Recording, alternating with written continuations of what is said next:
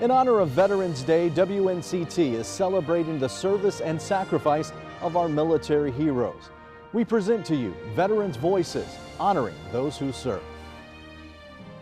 Hello everyone and welcome to New Bern. I'm Ken Watling. We're here at the New Bern National Cemetery, the final resting place for thousands of American veterans, many of them stemming from the Civil War.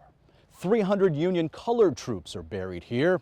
Also, there are the remains of more than 1,000 unknown soldiers. In all, these grounds are the final resting place for more than 6,500 American veterans. But changes could be coming to a much larger and America's most well-known military cemetery. Arlington National Cemetery is running out of space. We'll tell you what changes officials are considering to who can be buried there. Plus, more than 50 Purple Hearts, 30 plus Bronze Stars, 20 plus Silver Stars, 2 Medal of Honor. We'll take you to a museum in Edgecombe County that's celebrating 15 years of honoring local veterans from all eras. And coming up later, the story of a veteran who was stationed in Beirut during the 1983 attack that claimed the lives of hundreds of service members, many of them part of the Jacksonville community. How their memories are still being honored today. Many veterans are buried across the nation in places like here at the New Bern National Cemetery. But perhaps our most famous military cemetery is quickly running out of space for our nation's heroes. Officials say currently 22 million veterans and service members are eligible for burial at Arlington National Cemetery, but less than 100,000 spaces remain. The cemetery's executive director says there are plans to break ground on an expansion project to make more room, but that alone won't meet demand for burial space. That's why officials are proposing new rules that would tighten requirements for below-ground burials. It's a hard reality. We're focusing on sacrifice, those that gave the ultimate measure of devotion, gave their lives. The proposed plan would reserve below-ground burials to those killed in action, Purple Heart recipients, and prisoners of war. Service members who die on active duty but not in combat would no longer be eligible. Officials say it's an important part of planning for their future. We want to be available for both our current veterans and that 5-year-old who's going to raise his or her hand one day to serve this nation. Officials say the proposed plan could help extend burials at Arlington National Cemetery for the next 150 years. And many of the service members who wish to be buried at Arlington National Cemetery had to undergo training at one of America's many military bases. But for African Americans back in the 1940s, access to that training was difficult. Our Camila Barco catches up with one of those men who was part of the famous Montford Point Marines. In 1942, President Roosevelt allowed African Americans to be recruited into the Marine Corps, but as many would find out, discrimination would play a part. 20,000 gold stars, each representing a Montford Point Marine that served during World War II. We came, we saw, and we conquered. John Spencer was one of thousands of recruits to receive training at the Montford Point camp in the 1940s, now known as Camp Johnson. We went through a lot of trials and tribulations, but it made better men out of us. At a time of segregation, African Americans were not sent to traditional boot camps. We were American citizens, but we were African Americans. The veteran recalls the challenges and color barriers Montford Point Marines faced. We couldn't walk the streets, and we couldn't be on this side of the railroad. But Spencer's efforts paved the way for many, including retired Colonel for the U.S. Marine Corps Grover Lewis III. I had the distinction of being the first African-American CO of that camp during that time period. A change Lewis III credits the Montford Point Marines. Helped skyrocket things in other areas. President Harry Truman signed an executive order desegregating the United States Armed Forces in July 1948. A year later, Montford Marine Camp was deactivated. That history is something that can't be lost. An end to segregation on base and an opportunity for African Americans to move forward. Change from we don't want you, we don't need you, till you are a part of us and you always will be. In April 1974, Montford Point Camp was renamed Camp Johnson. The name honors one of the first African Americans to join the Marine Corps. Till this day, the camp is the only military installation named in honor of an African American. In Jacksonville, Camila Barco, 9 on your side. More than 20,000 African Americans were trained at Montford Point, and many of them got a chance to show they were real Marines on battlefields like Iwo Jima during the Pacific Campaign of World War II.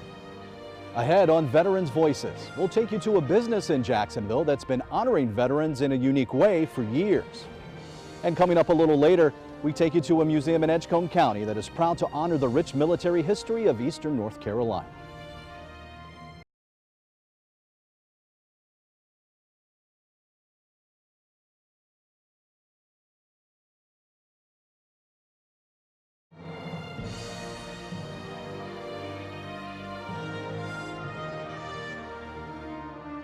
There's a unique restaurant in Jacksonville serving up great barbecue while honoring our nation's heroes at the same time. And workers at Mission Barbecue say that is their mission, to serve those who serve. What started as one restaurant on September 11th, 2011 has grown to more than 75 up and down the East Coast. Here you'll find fresh food served in a patriotic dining room filled with tributes to those in uniform. So whether that's police, fire, military, first responders, our goal is to give back and to be involved citizens in our community. Oh, and by the way, we have some pretty decent barbecue.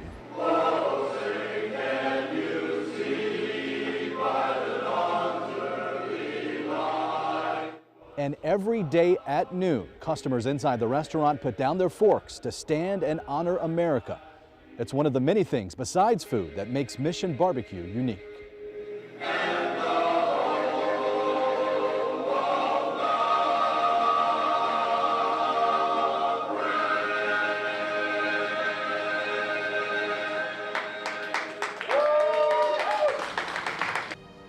And speaking of unique, it may be the best kept secret in Virginia, the United States Army's Transportation Museum at Fort Eustis near Newport News. There are dozens of neat old Army vehicles housed there, and more important are the stories behind them and the people to tell those stories. Don Roberts introduces us to a World War II veteran who did some pretty special things piloting Army boats. Well, I was drafted. Yeah, I was working on the farm with my father. Former Army Chief Warrant Officer 3 John Gregg remembers details from 74 years ago as if it were yesterday. In 1945, the Army drafted Gregg while in high school in the no-traffic light town of Wilmar, Arkansas. Several months later, he was 8,000 miles away in the Philippines, a member of the nearly all-black 24th Infantry Regiment. There were about 300 colored troops, which was how they were referred to back then. And we started training on ducks in the middle of 47. Gregg piloted duck boats, the Army's version of a floating truck in the Korean War, and he remembers coming under gunfire while crossing a river. The enemy opened up on us with small arm fire from the beach. Well, thanks to the infantry we was carrying, so they opened up with their weapons from our ducks. And we got one duck hit pretty bad. In 1966, Gregg completed Warrant Officer School as the first black deck warrant officer and captain of an Army landing craft utility boat. We had 12 U-boats, 12 Army captains. I'm the only black, 15-man crew, all white. The good men, and I found out later that I knew my job, and now they worked hard. They'd do anything for me. Gregg captained 100-foot tugboats and a 300-foot fuel tanker before retiring in 1973. Home life, he and his wife Ann ran a daycare and school in Hampton. They raised 3 children of their own before Ann died in 1989. And now at 92 years of age, Chief Warrant Officer 3 John Gregg, retired, looks back. Well, I had a wonderful ride. I had good days and bad days, more good than bad. For Veterans Voices, I'm Don Roberts. And the Army's Transportation Museum has special meaning for Gregg as he aims to make sure his story and the stories of other fellow soldiers are told. Still ahead on Veterans Voices, we'll tell you about a museum here in the East that also strives to remember those who served our country. We're heading to Tarboro when Veterans Voices returns.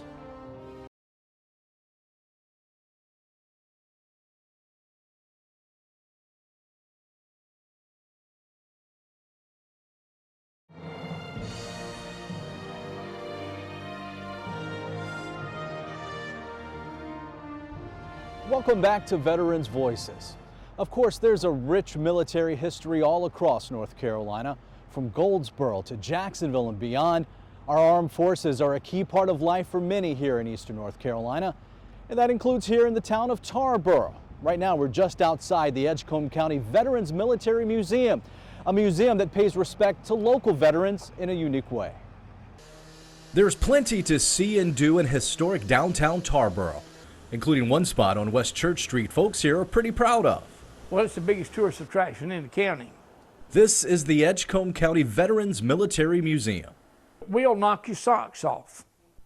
The museum opened in 2004 and is celebrating 15 years of honoring local military veterans. This museum has 138,000 plus artifacts, all from Edgecombe County.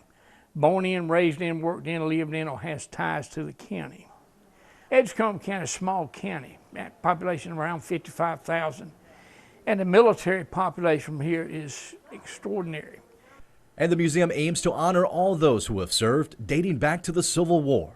We have the largest portrait display in the United States, 8 by 10 military portraits. We're pushing right at 1,200. And one of the faces you'll see featured prominently is General Hugh Shelton. Shelton, who grew up in the Speed area of Edgecombe County, served as chairman of the Joint Chiefs of Staff under Presidents Bill Clinton and George W. Bush. General Shelton is the highest ranking general officer that ever come out of Edgecombe County. As a matter of fact, the state of North Carolina. Up on one of the bays is General Shelton's final check from 82nd Airborne, room 82nd. His final paycheck was 82 cents. Imagine that. Here you'll also see some of the military's highest honors. More than 50 Purple Hearts, 30 plus Bronze Stars, 20 plus Silver Stars, 2 Medal of Honor. They're also proud of the first thing you see when you walk in the building, a fully restored World War II era Jeep. This thing came in boxes, and we had a couple guys, they're older fellows, that rebuilt it. Everything on it's original except one quarter panel, and we drive it. And just outside the museum, across the parking lot, is the largest military mural in North Carolina. It's probably up to 4 stories high. Absolutely beautiful. From murals to Jeeps to weapons, medals, and more, there's so much for you to see, all while remembering and honoring those who served. My favorite part, I don't have a favorite. The whole thing is mine. I love it. I enjoy it. There's so much. You just need to come and see what we have. And the Edgecombe County Veterans Military Museum recently extended their operating hours. They're now open Wednesday through Saturday every week from 10 in the morning until 4 in the afternoon. Still to come on Veterans Voices, we're staying in the town of Tarboro to hear from those who visited a traveling memorial that was recently in town. We'll hear their stories and learn how visiting the memorial impacted them. Our Veterans Voices special continues when we come back.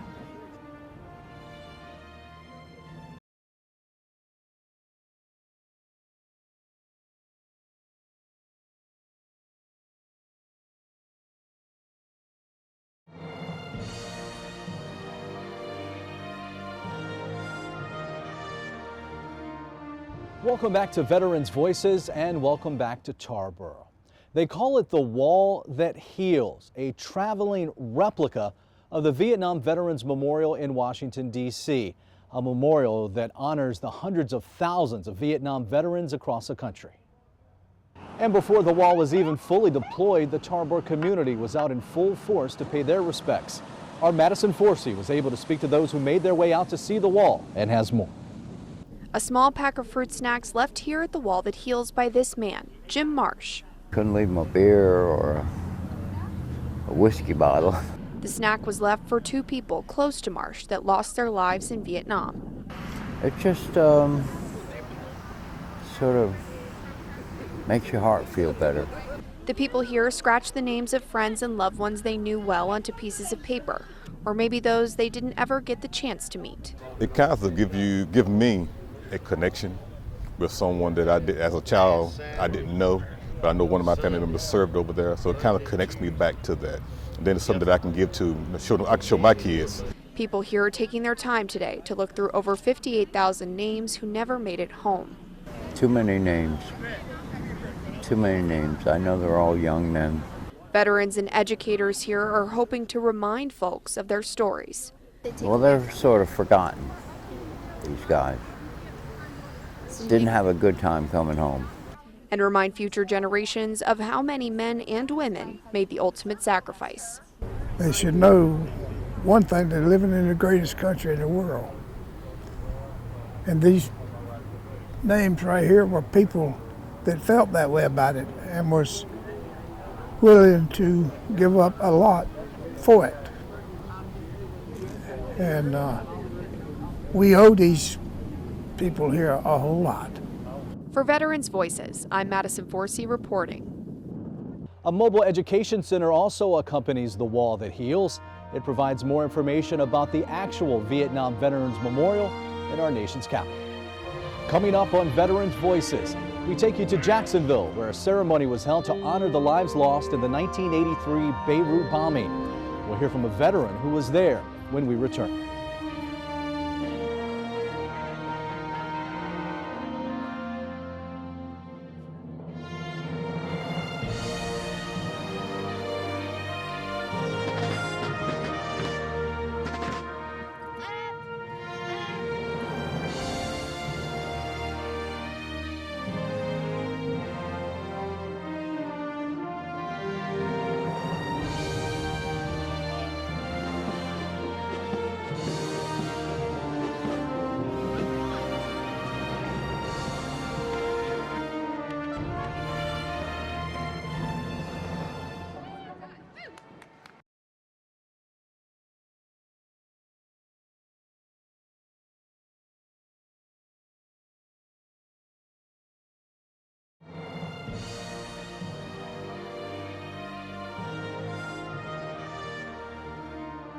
Welcome back to Veterans Voices. Back here in Tarboro, if you get on US Highway 258 and head south, eventually you'll end up in the city of Jacksonville, which of course is the home of Marine Corps Base Camp Lejeune.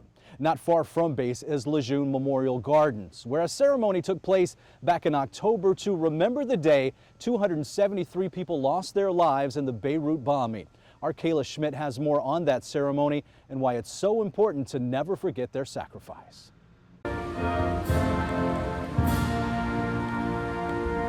36 years ago, 273 U.S. Marines died in a violent bombing that took place at the headquarters of the U.S. Peacekeeping Force in Beirut. Many of the victims were from Camp Lejeune and known residents in the city of Jacksonville. I remember all the names on the wall. I remember the families and the people. I remember what they stood for. The families, friends, and even survivors of the attack came together again for the annual observance.